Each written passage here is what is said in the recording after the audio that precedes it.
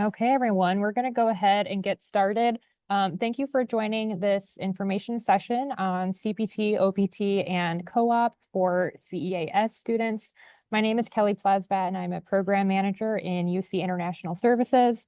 Our presenters today will be James Tenney, the Associate Director in International Services, and Christy Stewart, an Assistant Professor Educator in the College of Cooperative Education and Professional Studies. They'll each present their portions of the session, and we will have time at the end of the session for any questions that you might have. Feel free to drop questions in the chat during the session for us to come back to. So I will pass it over to James now for information about CPT and OPT. Great. Well, thanks, Christy. Kelly, sorry. All my K's mixed up today. I'm going to go ahead and share my screen here, and we'll go ahead and get started. Once I find where the slide went, share. All right. Are we able to see that? This little nightmare? Yes. Great. Excellent. Okay. So let me get rid of that. So again, as Kelly mentioned, my name is James Tenney. I'm with UC International Services. We deal with the immigration side of the process of your experiences as you try to obtain either co-op jobs, internships, or if you're looking at post-graduation employment, we can help you with those various work permits that you are going to be seeking here. If you have questions, please feel free to put them in the chat or wait until at the very end. We have myself, and then Christy is going to be giving some information about her office and some of the specifics of the program for co-op in particular. So maybe hold off until you start entering questions into that chat until we get to the very end of the presentation, and then we hopefully may have addressed some of those things for you. All right, so let me see, where's my cue? Here we go. First of all, if you need to get hold of us, let me just get rid of that. If you need to get hold of us at UC International Services, we're in Edwards Center 1, room 7148. We're there Monday through Friday, 8 a.m. to 5 p.m. Give us a call, 556-4278, or you can always email us at international.services@uc.edu. We're usually pretty prompt about email. We'll respond in the same day, typically. We're not there on Saturdays and Sundays, so if you send us something on Friday night, it may be Monday morning before we get back to you. Also, our website is, of course, uc.edu/international. So if you ever want to read over some of the stuff we're talking about today at 2 o'clock in the morning, for example, then you can go to that site, and everything we're going to talk about today is going to be on our website. You can always email us, phone call us, walk in, whatever works for you. We always have someone on call during the work week. And so if you have questions, come see us or give us a call, send us a message. All right. So if you are in F1 status, which all of you are probably in F1 status, there is something called practical training. And practical training is a means by which F1 students can obtain a off-campus work permit, or even a work permit to help you carry out either cooperative education opportunities or to find work in your field of study that's either necessary for the completion of an academic requirement, or it's just good optional experience, whether it's before or after graduation. There are two types of practical training. One's called optional practical training, or OPT, and the other one's called curricular practical training, or CPT. Generally speaking, you must be in the US and have been in a full-time program of study, full-time classes for at least 30 weeks before you are eligible for any OPT or CPT. 30 weeks is typically 2 semesters. And so if you arrived this past August, most likely you're going to be eligible for OPT or CPT starting next May of 2025, perhaps for a summer co-op experience, or maybe you're graduating and you want to go on and find a job somewhere in the US utilizing your degree. We're going to start off by talking about CPT, or Curricular Practical Training. This one is issued for any kind of work or experience that's necessary to complete a degree. So if you are in a thesis dissertation and you need to go work off campus to get some data collection, CPT would be that. For most of you, if you are in a co-op program, this is what you're going to be utilizing to help you get the work experience that you need in order to qualify for the academic credit or to fulfill the academic requirement for your degree program. The job could be called anything. It may be work study, internships, co-ops, maybe you're the CEO of a company. But either way, all of this is going to be related to an academic requirement for your degree program. This includes paid and unpaid employment. So for example, if you're doing a research EEP that takes place in the US, you will need CPT for those co-op type of experiences. It's not just training. Training doesn't mean just employment. It means training in general. So if we're fulfilling a co-op requirement and you're going to be registered for the 1 to 3 credit hours of co-op in the spring semester, let's say, you will need CPT, even if you're doing a research project here on campus for your EEP. Now, co-ops that are done outside the US, we still require notification in our system by using the CPT form, but CPT will not be issued because that is for work that's going to take place either in the US with a US company or outside the US with a US company. If you're working outside the US for a non-US company, CPT won't be approved, but we do need the CPT form submitted so we can keep your immigration record open. Also for CPT, again, we discussed you must be here for at least 1 academic year before eligibility. There are some graduate programs where this is an exception. Typically, we're looking at some programs in DAAP, and so if you're in DAP, let us know, and we can talk to you a little bit more about that. But typically, you have to be here for 1 full academic year before you can begin CPT. Now, here's some tricky nuance that you will need to understand. CPT is issued for an academic requirement. So therefore, there is no limit to how much CPT we can issue to you as long as each of those CPTs are fulfilling an academic requirement. However, if you do accumulate 365 days, 1 year, or more of full-time CPT, you are ineligible for optional practical training. You could do 11 months and 29 days of full-time CPT, and you still get 12 months of OPT to use either before or after graduation. But if you cross over and do 12 months of full-time CPT, then you are no longer eligible for OPT for when you graduate. We'll talk a little bit more here in a few minutes about how you could potentially save your OPT for future use, especially if you're in a co-op program that may require 3, 4, or 5 semesters of co-ops, and therefore that would be 3, 4, 5 semesters of CPT full-time.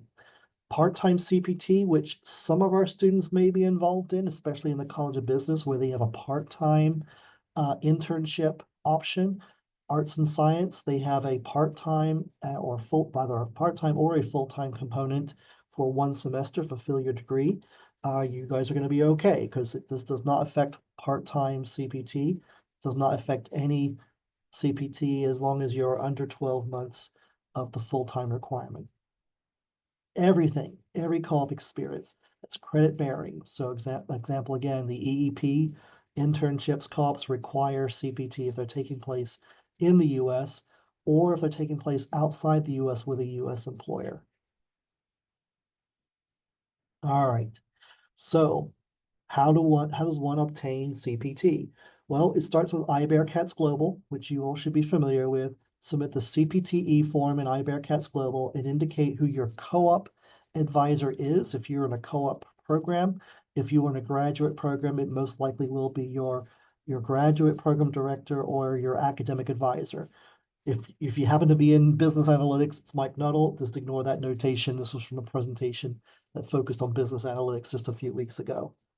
Once you submit the form and you've put in your co-op advisor or the appropriate person as the academic expert in your field for your program of study, it will take an email from them that we send them an email saying, hey, is this true? Does this student need this CPT to fulfill an academic requirement? And if so, what is that academic requirement? Once they approve their part of the form, we then obtain it. It takes 5 business days for us to process that request. If you get a job offer on a Friday and they want you to start on Monday, tell the employer you can't start Monday. You're going to need a week or 2 to get everything processed so you can begin work for the employer. And most employers are understanding. Most American employees have to give 2 weeks notice or 30 days notice to their old employer before they begin working somewhere else. And so most US employers are going to be understanding if you can't work right away, but instead you need a week or two to get things in order before you can begin work. Once your CPT is approved, you'll get an I-20 from our office, and on page 2 of the I-20 will be your work authorization for the CPT period for the employer and the period of the dates that you'll be working for that employer. Okay, so as we said before, if you use 12 months or more of full-time CPT, you are no longer eligible for OPT, especially for after graduation. And we'll talk more about OPT in just a few moments. But for example, if you want to try and save that, maybe you are in a program that requires 5 co-ops, then maybe you want to spend a couple of periods of your CPT somewhere overseas. So for example, maybe you are going to work for an overseas company in an overseas location. You'll still submit the CPTE form, but we wouldn't be issuing CPT for that period of time. We would just be marking in your immigration record why you're overseas for the whole semester. And so make sure you do that. You also must be outside the US for the entire semester, not just when the co-op begins or ends. And again, the employer must also be located outside the US and must be for a non-US company.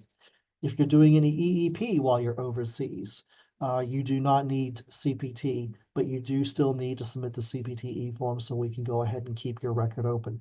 So that may be what you will want to explore here. If you are a fairly new student, what you may want to do is do the first 2 co-ops in your home country or maybe somewhere else overseas, and then spend the last 3 co-ops in the US with a US employer, especially if you're seeking an employer to perhaps work with after you graduate. Another alternative than using CPT or going overseas is you could use some of your OPT before graduation. So for example, everyone gets 12 months of OPT. Let's say you use 3 months for a summer co-op position. At that point, then you would be left with about 9 or so months of OPT for when you graduate, which is better than nothing. And so you may want to consider that as well if you are worried about using too much CPT that would eliminate your eligibility for OPT. Now, OPT, optional practical training. Every student gets 12 months of OPT per higher degree level. And if you're in a STEM field, you could obtain a 24-month extension to that 12-month period of OPT. And so let's talk a little bit about that. When we talk about higher degree levels, we're talking about, let's say you do 12 months of OPT in a bachelor's degree, and then you come back to UC and complete a master's degree. Well, you can get another 12 months of OPT based upon that master's degree. Unfortunately, it doesn't mean that if you just go straight from a bachelor's degree into a master's degree, that you can then straight away get 12 plus 12 OPT. It means you only get 12 months of OPT based upon that master's degree. If you don't use it at the bachelor's, you've lost it. You now have to finish your master's before you get 12 months of OPT. But certainly you could get 12 months per higher degree level if you come back and forth doing degree and study work, going get some experience, coming back and do another degree. STEM OPT can be applied for near the end of your current initial 12 months of OPT.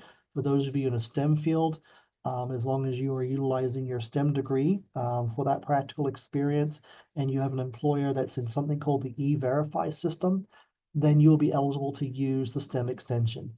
E-Verify is an optional system that employers can sign up for. There's a lot of employers who are already in it. It doesn't take very long to have it added either. And so if you are looking for an extension period, you may want to check out the various resources online where you can look up E-Verify employers and maybe seek some jobs either for co-op or for your post-completion OPT with those employers so you can then do a STEM extension if getting a lot of experience in the US is your ideal goal here.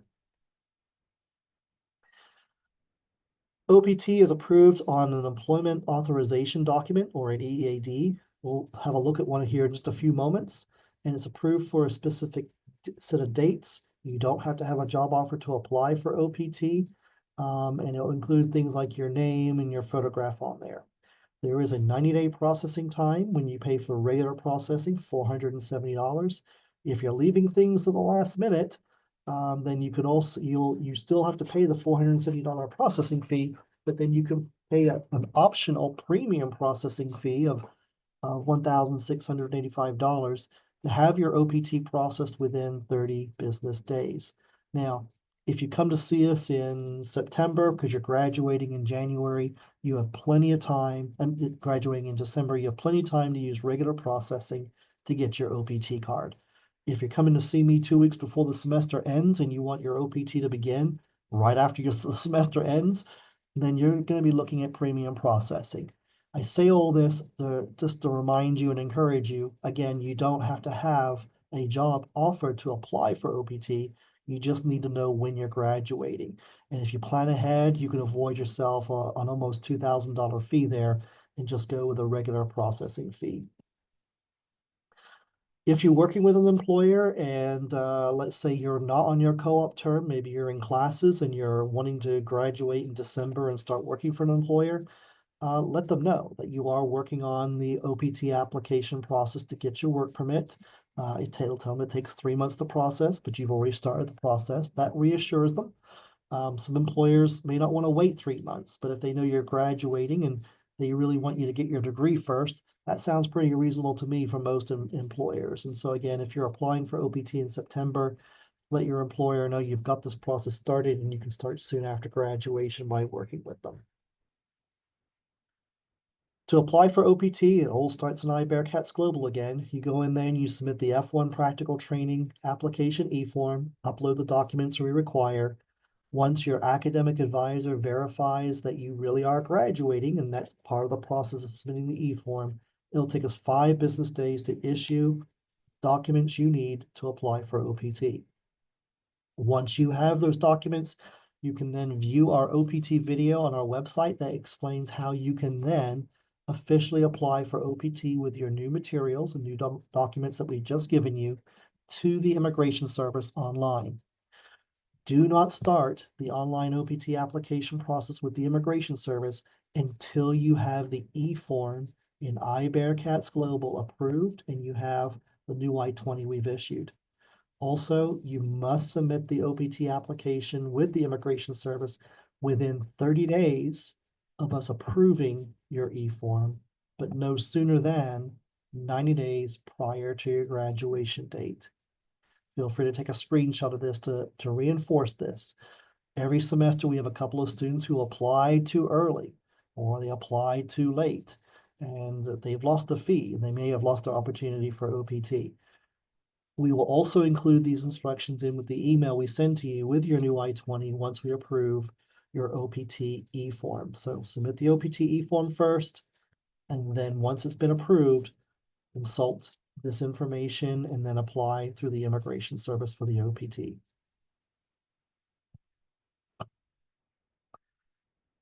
Then, hopefully, in 30 to 90 days, you're going to get an OPT card that looks a little bit like this. It's going to look a little bit like a U.S. driver's license. It has a start date and an end date, has your name on there. Don't worry about the fingerprint. That's no longer relevant. But this is what it's going to look like, and it's going to be good for 12 months. And during this time frame, you can do any job you want in the U.S. as long as it's in your field of study. And so if it makes sense for someone with your degree and your major to carry out this job, it qualifies for OPT. If you do get, let's go here. If you do get a job while you're on OPT, make sure you notify us of your new job by submitting the OPT Employment Update e-form at iBearcats Global. And why that's important is because then you are not accumulating any unemployment time that the Immigration Service is calculating. You'll see in that middle point there that you must not accumulate more than 90 days of unemployment while you're on your 12 months of OPT, from the beginning to the end date of that OPT card. And so the way they track that is by you submitting an OPT Employment Update e-form in iBearcats Global, so we can make sure the clock is not counting any more days. And again, this will be explained in the email that we send to you when we approve your OPT. You want to make sure that your mailing address is always accurate, the employment's in your field of study, and that you're working at least 20 hours per week, paid or unpaid, while you're on OPT. Temp agencies is okay during the initial 12 months of OPT, as are consulting firms. You also may want to start up your own business and be the sole proprietor or be part of a startup. Whatever that looks like, just make sure you're utilizing your degree and you notify us of any changes in your employment through iBearcats Global. And to wrap up the questions we may have here, or wrap up this part of the presentation before I pass on to Christy here. To qualify for the STEM extension, you first must be on post-completion OPT. Your degree must be in a STEM field, and your employer must be in the E-Verify program. And this is a link there to the employers who are already in E-Verify where you can do a search. If you meet those three qualifications, then you're going to contact us about 3 months before your current OPT expires to submit the OPT application again in iBearcats Global, checking off the box for STEM extension. We then issue the new I-20, and then you go to the Immigration Services website to apply for the STEM extension. STEM degree fields are, these are the general terminology, general fields of study. If, for example, it says engineering there, but let's say you're a mechanical engineering, that works. If you're in physical sciences, for example, like physics, that will work as well. And so these are just some general fields that cover the general scope of the fields that are considered STEM degree fields. STEM OPT issues, it's good for 2 years. All your employment must be appropriate to your degree level and field of study. You must be paid, and the work must be at least 20 hours per week. Volunteer work won't work. There are some issue with temp agencies and consulting firms, and so make sure that you are working with the employer in question. Some temp agencies and consulting firms may not qualify for STEM extension OPT because they're not actually providing you the experience. It's another company that's providing you the experience. And unfortunately, you cannot continue that company that you may have started up during your 12 months of OPT. However, the unemployment time is extended to 150 days during the STEM period. And then finally, during the STEM period, there are some timely reports you'll have to file with our office every 6 months, 12 months, and also at the very end of any employment that you carry out to let us know how the experience went so we can then inform the Immigration Service of how well the training went. All right, so I'm going to wrap up there. I'm going to move off and unshare my screen. We will get to your questions a little bit later on, but now what I'm going to do is I'm going to get out of here and unshare my screen and give this to Miss Christie.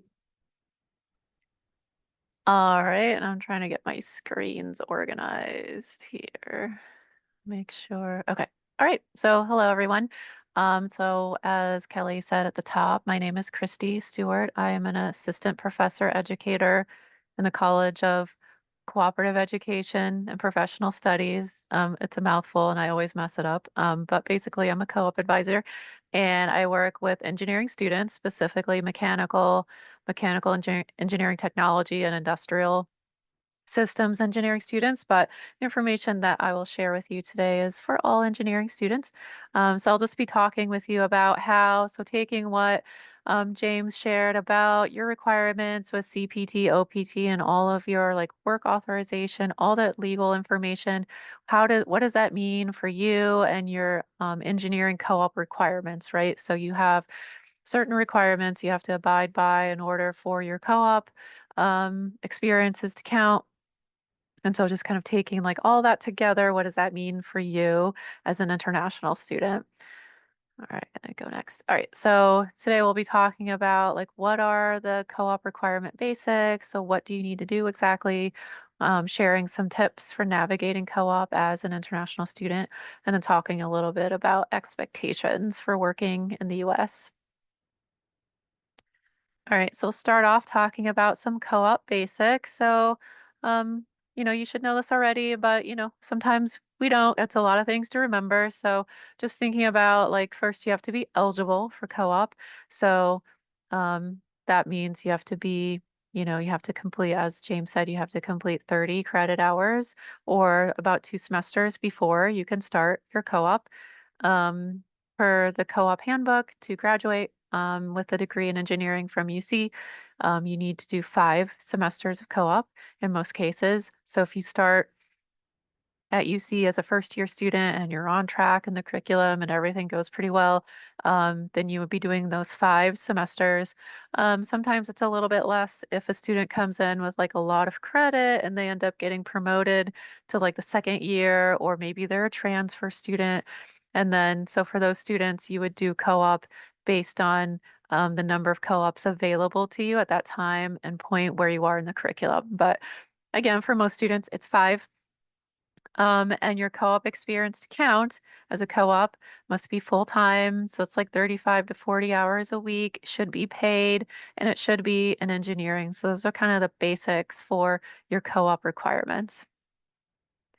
So James talked a lot about CPT, but just like as a reminder, you do need that to work in the US. So you can't just do whatever you want. You have to have work authorization. Any questions, concerns about that, you always want to talk to UC International. Sometimes students will ask their academic advisor or sometimes their co-op advisor, and they may know a little bit, but it's always best to go straight to the source and just go to UC International, and they're really great about answering all your questions about that. So as James mentioned, if you complete 365 days of CPT, you will lose your ability to do OPT. So that's really important to really keep track of how much time you have been using towards your CPT. So EEP is something that James mentioned as well. This is the Experiential Exploration Program. So sometimes students will do this instead of like a co-op with a company. They'll do this program, and there are a few different like types of EEPs, which your co-op advisor can talk to you about. So it might include that. It just kind of depends on what you're doing exactly. So you should definitely check with UC International on the specifics as to whether that EEP would use CPT or not. And keep in mind with the time that you are working with CPT, that total time, that 365 days, it includes like all the time for the whole semester. So it counts towards the weekends, the days off, the holidays, all of that is counting towards that 365 days. So let's say like you called in sick or something, or you had a holiday, like that will still count. So really be mindful of that too. And really just want to emphasize that you should communicate with UC International for every co-op term, even if you're like, oh, this isn't going to use CPT, as they mentioned. You really need to be submitting that to iBearcats Global and just talking to them every term, because occasionally a student will slip through the cracks, and then that could be a serious consequence for you if you don't report that correctly. So just make sure that you're always talking to them about that. Your co-op advisor doesn't exactly, we don't track that, UC International tracks that. So that's why it's really important that you're working with them too, just letting them know of your plans. All right, so James mentioned this a little bit too, but you have some options available to you. So you can't work typically you can't, if you want to do OPT, you couldn't just work all of the time in the US. You do need to be a little bit strategic. But there are some options. So you could do all 5 co-ops in the US. You could if you wanted to.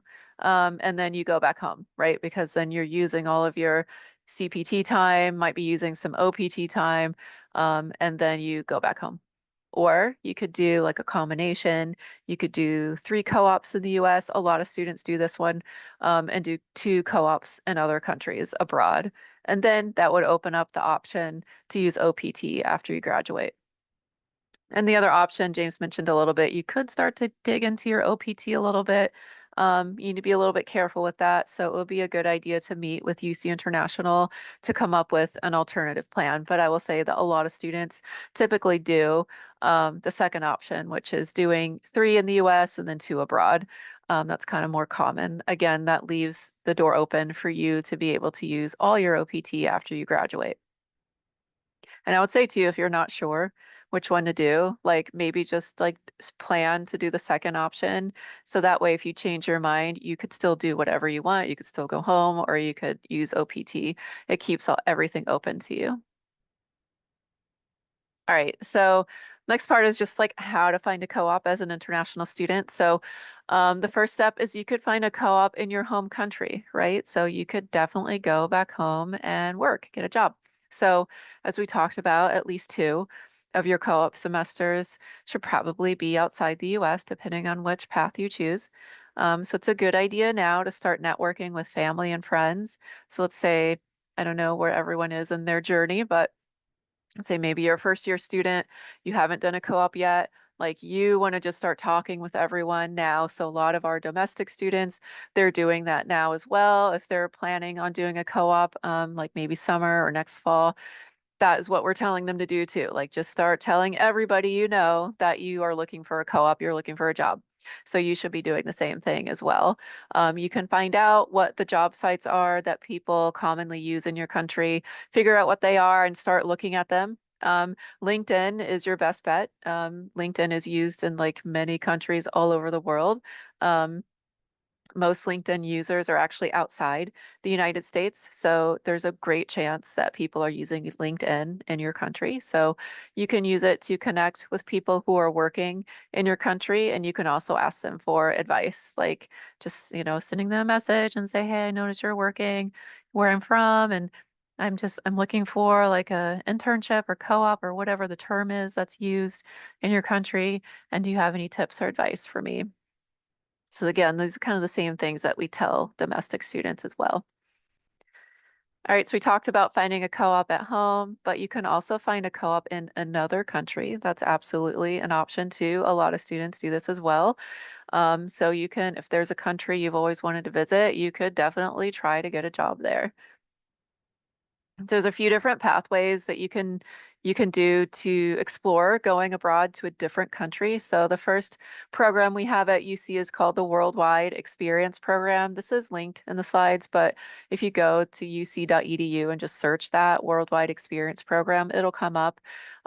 Basically, this isn't like they don't just give you a job. It's more like you take the initiative, you're looking for those opportunities and applying. And then once you have a position, you'll work with this program to like, I guess, register your experience, and they can help you a little bit with some of the logistics a little bit.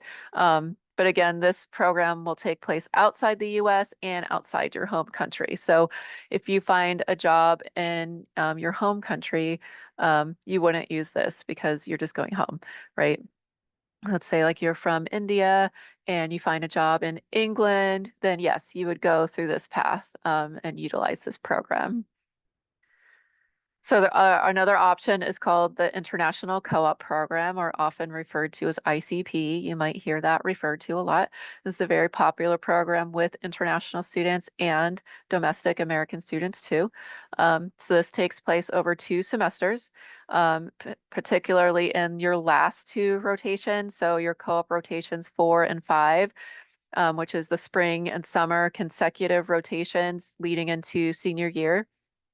So with these rotations, the idea is that you're there for a longer period of time. You really maximize your opportunity and your experience there in lieu of just being there for 1 semester. So you're there for like that whole like 2 rotation amount of time.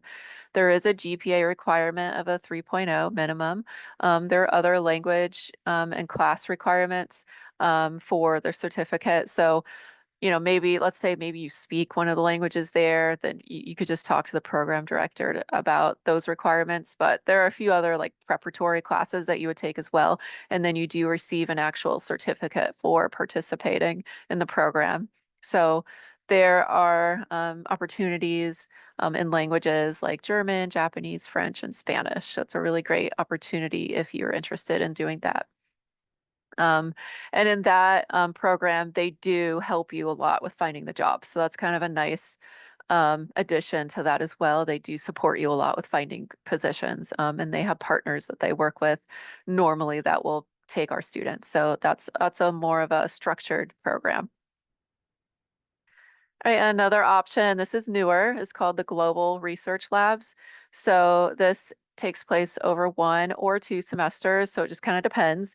So a little more flexibility with that. The GPA requirement is a little lower. It's a minimum of 2.8. So this is an opportunity to go do a co-op in research in a lab in another country. So we have options now in Taiwan, Spain, France, and then Japan is coming soon. So those are some areas that might be of interest to you too, especially if A, you want to go abroad, and B, you're interested in research.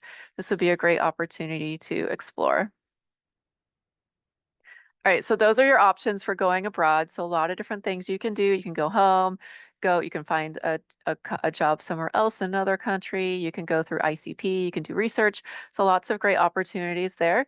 But many of you, or maybe all of you, are really interested in finding a job in the US as well. So I'll be talking about a few tips that you can utilize to help you in your job search in the US. So first is checking eligibility on the posting. So you'll be seeing lots of jobs and lots of descriptions. You really want to just skim first to see, are you eligible for this position or not? You don't want to just spend a lot of time applying for something and then realize belatedly that you're actually not eligible for the job. So look for that first. So, some positions will require you to be a US citizen, or sometimes it'll say a US person, and they kind of define what that means. So maybe you need to have citizenship, or maybe you need to be a permanent resident or something like that. So make sure you look at that carefully. There are lots of reasons for that. So maybe it is the US government, for example, it's a government job, you have to be a citizen, or maybe these are contractors. So these are like independent companies, but they do work for the government. That's very common. So those would have to have people working on those contracts who are citizens. And some positions also require some level of security clearance. So that means like they have access to information that is like sensitive or private to the US government. And so again, you would have to be a citizen, and not only a citizen, but then you would have to pass a background check. So not all citizens are even eligible for that either. So different levels of eligibility with those. But the position description should include that information. So you should not see a position that doesn't have anything listed, and then surprise, you find out in an interview that you have to be a US citizen. They are very good about clearly stating that. So if you see it, then just move on. If you don't, or it's not clear, then you should definitely apply. So another option is considering research. So not just like looking at companies, but also you could do research here in the US. So a lot of options for that, but you could work on campus at UC in a research lab. We do have many international students who go that route. There are lots of ways that you can go about finding those positions. First thing, you just want to see like what are the labs that exist at UC. So you can check the UC research directory. Again, you can just go to uc.edu, type that in the research directory, and you can find a list of all the labs and look at them and see what they do, and then find out who's the director and just kind of what kind of work they're doing. You can also check specifically for engineering labs. So you can check CEAS research labs. Again, you can just type that in the search to find the engineering specific labs. I will say that we do have engineering students who are working in labs outside engineering at UC. So especially the students that are like maybe biomedical, they might be working in more medical related labs. So that's an option too, just kind of depending on your area and interest. Your co-op advisor may have some major specific places to check. So again, with biomedical, and I mentioned that just because they are kind of a cross between engineering and medical. So there are certain hospitals where biomedical students often commonly work, and they do research at those hospitals. So it might not necessarily just be restricted to UC. And even in your search, if you're like, well, I'm an aerospace major and I don't know, I can't work at a hospital. That doesn't make sense, but you can still look for positions, even outside UC, that maybe there's some lab or something where there might be some research opportunities that you could participate in. So it doesn't have to just be UC. Research positions are sometimes in PAL. So if you know what PAL is, that is where a lot of positions are posted. These are employers that are looking specifically for UC students, so they post their positions in PAL. So sometimes the research positions are in there, but most of the time they are not. And the process is a little bit different.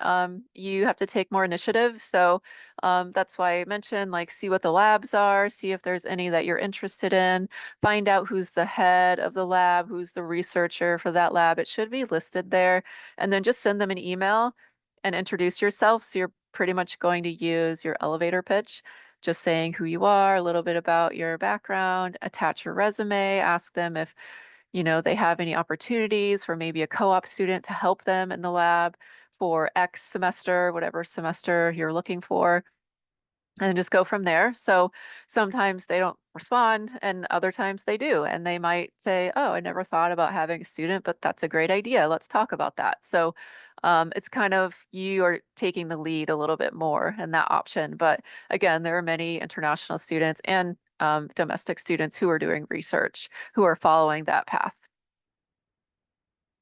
All right, so we just talked about research, but what else can you do? So there are other job search websites that you can use to help you in your search as an international student. So you should know about LinkedIn, so make sure that you set up a profile there.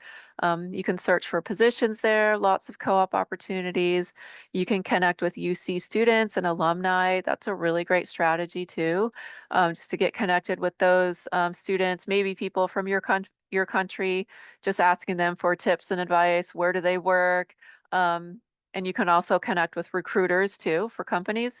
Recruiters, you would want to send a message. Again, elevator pitch, introduce yourself, a little bit about you, interested in learning more about their company or opportunities. And with the students, alumni, kind of same thing, except you're looking for tips and advice.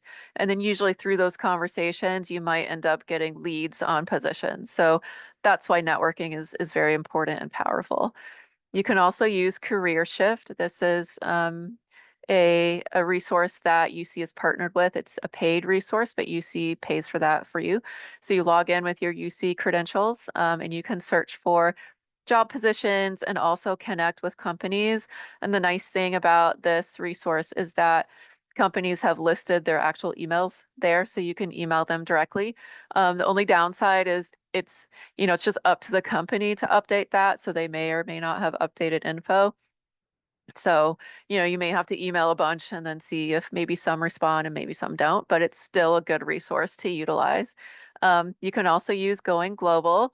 This is a resource for both international and domestic students, but this can help you find positions in other countries. So again, we talked about that as a strategy. This is a great website to use to look for those opportunities in addition to LinkedIn.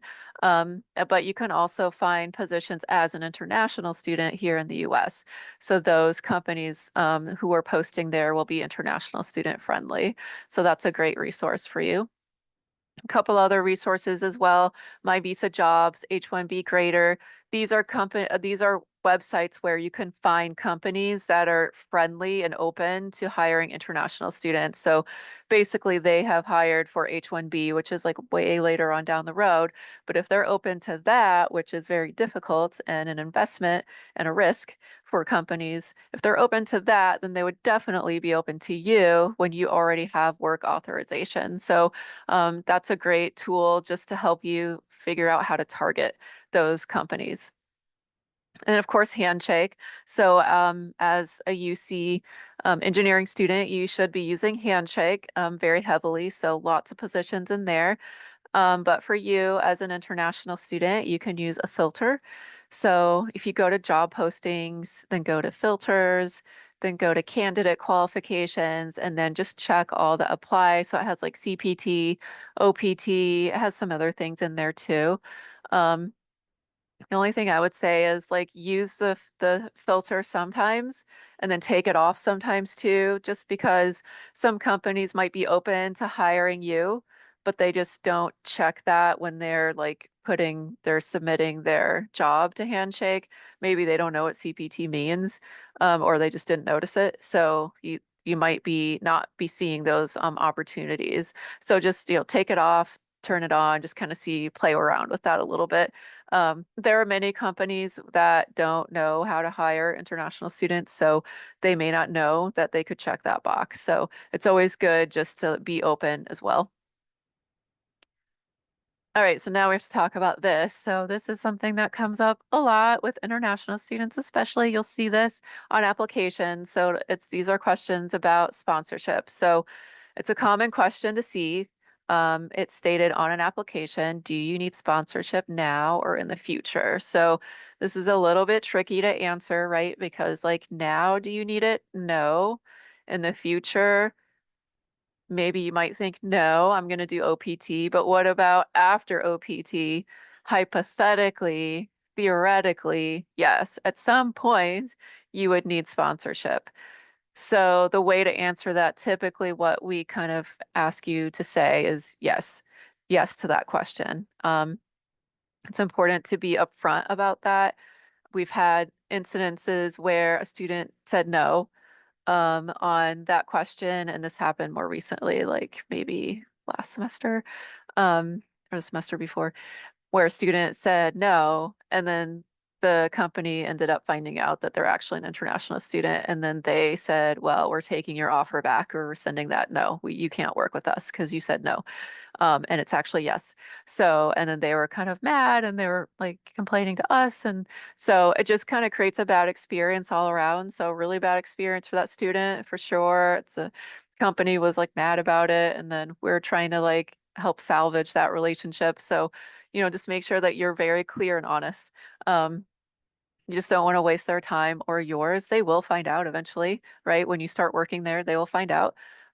So sometimes they have that question separated. So if that says like, do you need sponsorship now? Then yes, say no. I do not need it now. But if they put the future in there, you have to say yes, even if you personally don't really plan on going for H-1B or you don't plan on working for that company in the future, you will have to say yes because it's more of a hypothetical question. And, do I agree with that? Not really, but that's how it is. So that's kind of what they're expecting from that question. However, with that said, I think it's really important that you know how to advocate for yourself. As I mentioned, there are a lot of employers that they just don't even know. They don't understand how to work with international students. Many of them think that they can't. Or they might think, well, we don't want to do H-1B, so we just can't do international at all, without realizing that you don't need anything from them to work as a co-op student. So that's something you might want to work on, like what do I say to them? How do I pitch this to them? Especially at like career fairs. That's a great time to kind of educate them. And we try to educate them, and a lot of people are trying, but there's just so many employers and lots of people who work for companies, and they all have varying levels of understanding on that. So you have to advocate for yourself too, right? So you can get more information and advice on Interstride, which is a resource as well. That link there goes directly to kind of like a statement or like a little paragraph that you can use to talk to employers about your status. But basically, you would just say, like, I'm an international student and getting my work authorization through my school. You don't have to do anything for me. I'm just a regular student for you and no sponsorship required on your end. So just something really simple like that. All right, and then talking about expectations. So it's really important to just like think about what your expectations and goals are for when you come to study here and what your plans are post graduation. The reality is that a lot of companies don't want to hire non-citizens for full-time employment. It's hard, it's difficult. We now have a new president coming in, and so there could be more hesitancy now, especially since people may not know what's going to happen. And so just kind of keep that in mind. You may be hitting kind of a wall there with employers just not really wanting to engage with that. But I would say if that's your goal, then do your best. Try your best for H-1B after you graduate and you do your OPT and you want to go for H-1B. Go ahead and try, but just remember they are limited, typically depending on what you're doing, and costly. So realistically, your time here in the US might be limited to maybe a few co-op rotations, maybe a few years of OPT, and then likely you might be going home. So just kind of think about that as a future option, maybe not the option you want necessarily, or maybe it is. But just kind of keep that in mind is that it might happen. So that's why networking back at home throughout your time here is very important so that you can always have a plan B, you've got a backup, you've got some contacts in place, you can go home and you can start working on finding a job. So that's just a really good thing to keep in mind as you're going through your time here at UC.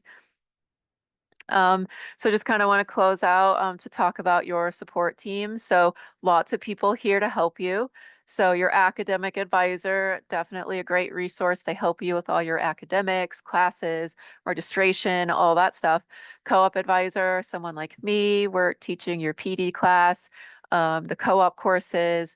We help you with finding a job. We help you with your resume, all those good things on the iBearcats Global platform. We are the ones who approve your CPT and OPT, like we're part of that process. So again, make sure you list your co-op advisor. If you're an undergrad student, list your co-op advisor. USER International is there to help you as well with all like the legal side, the visa side, all that good stuff. And then we also have the Bearcat Promise Studio.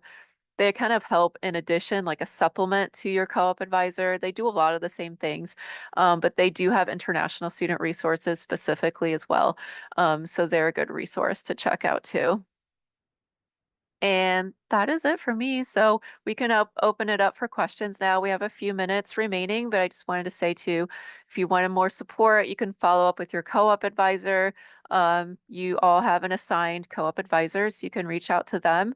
You can talk to UC International as well, or if you have questions for me, you can definitely contact me too. And we can go ahead and open up for questions. You can put it in the chat or unmute, whatever you want to do.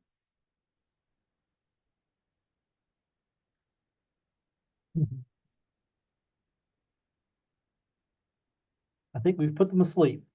Well, we've answered all their questions thoroughly. They're I all, have a question. ah, Hi. okay. My question is about OPT, and it's kind of a two-part question. So first, do we need to put in a start date for our OPT when we are applying? Like, I want it to start this date, or does it start immediately when it gets approved? So during the application process, you can definitely pick your start date and your end date. Your start date can be any date after graduation within 60 days of graduation. So let's say you graduate December 13th, then the latest start date you could pick would be somewhere around February 10th, February 11th. And then the end date in that case would be 12 months later. Now, Mm-hmm. if you plan ahead and you submit the application early, most likely you're going to get the start date that you're asking for. If you come to CEAS and apply for OPT a week before graduation and you're putting next week as your start date, most likely you're not going to get the start date you're going to ask for. And so what happens then is the Immigration Service picks a date for you, and we won't know that start date until you get the actual card. Okay, so is there a possibility, let's say that you picked the date and you actually applied early and you got the date, but you were not able to find a job to start at that date. Is it possible to push the date back or push it forward if you need to? Unfortunately, no. Once the start date has been issued on the card, that is your start date. And so if you don't have a job by the time of the start date is reached, then you are unfortunately accumulating unemployment time. Okay, and the most unemployment time we can accumulate, what was it? Was it 90 days? Correct. Okay, all right, thank you. That answered my questions. Great. And I would add too to that. That's why, James, I think you recommended doing, and I do too, doing like your US co-op rotations last, like putting those last so that you've started to build relationships with employers. So like a lot of our graduating seniors, a lot of them already have job offers in hand. So usually from their co-op employers, not always. But that's kind of going to help you. So if you are working in the US and then maybe working to get that offer while you're still a student, and then you apply and then everything just lines up really well. You don't have to be actually job searching. But you might be job searching, but that's just a really good strategy to kind of help you in that process too. We have another question that says, my advisor approved me to do a double co-op rotation. Am I allowed to do this rotation outside the US, intending to do global research labs? So yeah, that's awesome. I'm super excited that you're planning to do the Global Research Lab option. So there's no restrictions on going outside the US. You can do all 5 outside the US if you wanted to. So yes, you can totally do your double outside for sure. Yeah, if you decide to do that, just don't forget to Yes. with the CPT form and iBearcats Global, check the box that you'll be outside the US with an outside the US sponsor or employer, and then also get your I-20 signed for travel so you can come back. Other questions? Oh, I see. There's another one in here. So F1 students cannot leave the US for over 5 months. Oh, okay. Yeah, so if you're doing a bona fide study abroad or a bona fide co-op program, that 5-month rule does not apply to you.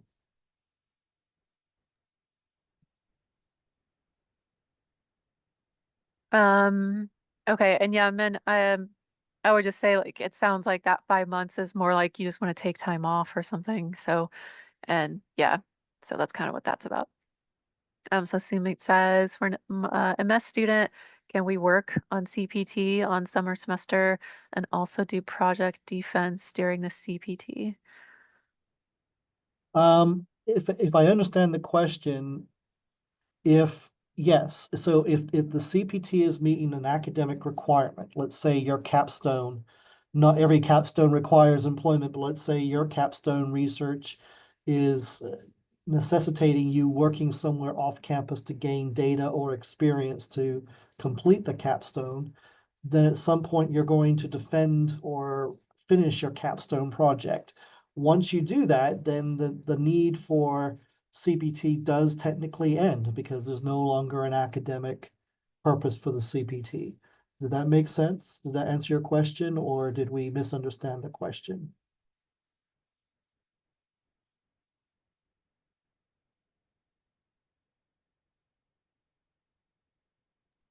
Well, you can let us know if, yeah. We did. Okay. All right. So another question from Yoganshu. I'm a freshman right now, have my first break during the summer month. If I intend to work anywhere outside the US for internship, do I need to inform anyone? Yeah, so it sounds like you're talking about that summer break, your first and only summer break. A lot of students, like domestic students, like we tell them, yeah, you want to go get some internship experience, go ahead and do that. Great. It's going to build your resume. So it sounds like maybe that's what you're planning to do as well. Only thing I would say is for you and anyone else planning to do that, tell your co-op advisor so that we can just see like what you're planning to do. And if there's anything, I don't know, it's just keep them in the loop. We would like to know what you're doing. I don't know if there's anything on your side, James. Yeah, I mean that's fine. If it's overseas during the summer, that's fine. If you're going to try and do some kind of internship in the US and be paid for it or something like that, you're going to need a work permit. And so CPT may not be possible for you unless it's meeting a co-op requirement. If it's just a voluntary internship where it is unpaid, then you probably do not need CPT anyway. But if you are being paid for something that is not part of your co-op requirements, then you are probably going to need to use some of your optional practical training. It sounds like in your case, you're just going abroad and getting some experience, and that's great. Okay.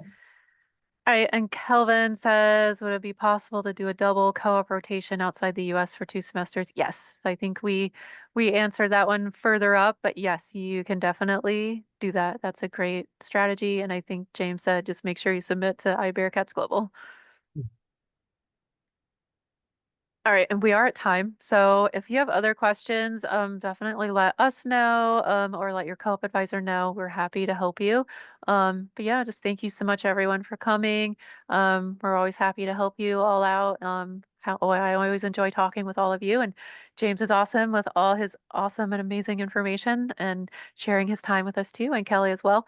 So yeah, thank you so much, everybody, and have a good rest of your day.